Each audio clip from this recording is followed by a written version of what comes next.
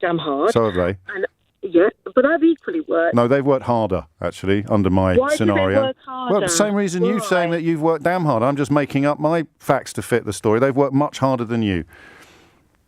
Why did they? I don't know why. They just did. You don't know how hard I worked. No, I know, but you don't know how hard they've worked. So we're playing the same game now. I'm saying they worked harder than you. What? Okay, I'm going to reverse this question to you. But then it becomes a question, not an answer, doesn't it? So tell them why it's fair for them to pay for your social care while you keep £1 million in the bank. That's all you have to do. It's easy. You know, every now and then a call comes into LBC that perfectly exposes the gap between what people feel is fair and what actually is fair. And this exchange between James O'Brien and a caller defending the UK's social care rules is exactly that kind of moment. Sharp, revealing, and impossible to ignore. If this breakdown makes sense to you, if it gives you something to think about, don't forget to hit the like button, comment where you're watching from, and subscribe. Why is it unfair? That's a question, not an answer. Okay, well, I'll tell you why. Yeah. I've worked damn hard. So have they. And yeah, but I've equally worked. No, they've worked harder, actually, under my scenario. Why do they work harder? Well, the same reason you're saying that you've worked damn hard. I'm just making up my facts to fit the story. They've worked much harder than you. Why did they? I don't know why. They just did. You don't know how hard I worked. No, I know, but you don't know how hard they've worked. So we're playing the same game now. I'm saying they worked harder than you. What? Okay, I'm going to reverse this question to you. But then it becomes a question, not an answer, doesn't it? So tell them why it's fair for them to pay for your social care while you keep £1 million in the bank. That's all you have to do. It's easy. Because currently, if I've got £1 million in the bank and they haven't got a penny, I'm paying for their care. No, but they've paid their income tax all their lives. So have I. Yeah, exactly. So you're equal on that front, but you get to keep £1 million while they pay for your social care. But then, why would they have to pay for my social care? Because they've paid income tax all their life, and that's the pot that your social care is going to come out of. Yeah, but equally, I'm paying into it. Yes, but you haven't paid enough to cover your social care. You're going to have to take money from people that have paid income tax but don't need social care, and that's this chap over here who's worked much harder than you for 50 years but has no assets. So why should his tax pay for your social care when you've still got £1 million in the bank? I think what you're not getting, equally, I've worked extremely hard. Yes, but he's worked harder. He's worked harder. No, how has he worked harder? Tell me, how's he worked harder? He worked 18 hours a day in a coal mine.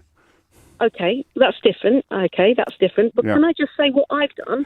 I've worked. And then he did a shift in a supermarket. I've done a second job. Yes, I know, but we're playing a silly game now, Maggie. No, we are. What you're saying is people that have people. Do you know why you're not answering my question?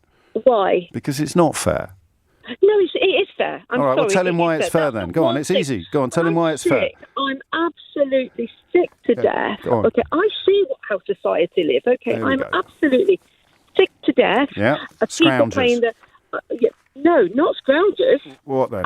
Listen, my parents are not scroungers, and they've worked, and they live in the north of England, and they don't own a home worth what mine is because I live in the south of England. Okay, yes, I paid more. Okay, but they would have to do, if you look at the poorer end of the spectrum, which I would put my parents down as, if my parents had to pay more, why should any? If they're in a care home. Listen, I don't want to sound rude, okay? Do you think you're making much sense at the moment? No, yes, I am. Okay, well, you crack on then. Because, can I tell you why I'm making much sense? Only when you've told the other guy why it's fair. Only when you've told the other guy when it's fair. You're totally against what is going to be introduced. You've already made your mind up. I haven't at all. Yes, I haven't expressed an opinion. You just said it's really sad. Yeah, it is sad. It's sad that this person who owns a very inexpensive house is going to have to sell it while you're going to be able to keep yours. It makes me sad. I'd like everyone to be able to keep their house, but you're supposed to be explaining to the person who's going to have to sell their house because they're poor why that's fair. Look, if they own their house, they're not poor. Okay. Let me tell you, if they own their own property, they are this not began poor. with you insisting that you're not rich. No, I'm not rich. Okay, so you're not rich and they're not poor, but there's a massive gulf between we own the assets. Home. Yes, one worth 60 grand, one worth 600 grand. Okay, so I'll give you an example of my mother-in-law again. Yeah, but you didn't want to talk about her anymore. No. I'm going to go through what's fair. You can't. I've taken it. I mean, we've got all the way to 12:15. I can't. I mean, goodness me, even I have reserves of patience. And listen, you won't be alone. But that's the point, you see, Maggie. And this wasn't what you intended when you rang in, but that's the calculation Boris Johnson is making, is that people like you will quite like this. What this call really exposes is how upside down the social care debate has become.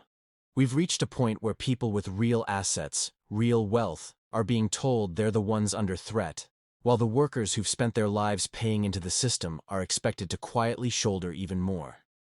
And the tragedy is that many people have internalized that message so deeply, they end up defending proposals that would harm the poorest and protect the most comfortable. James doesn't humiliate the caller. He simply reveals the truth.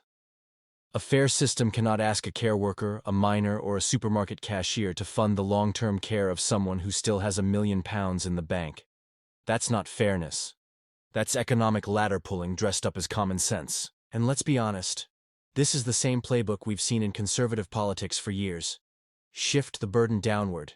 Convince ordinary people that they're middle class, even when they're struggling, and hope no one notices the widening gap between what they paid in and what they're paid back.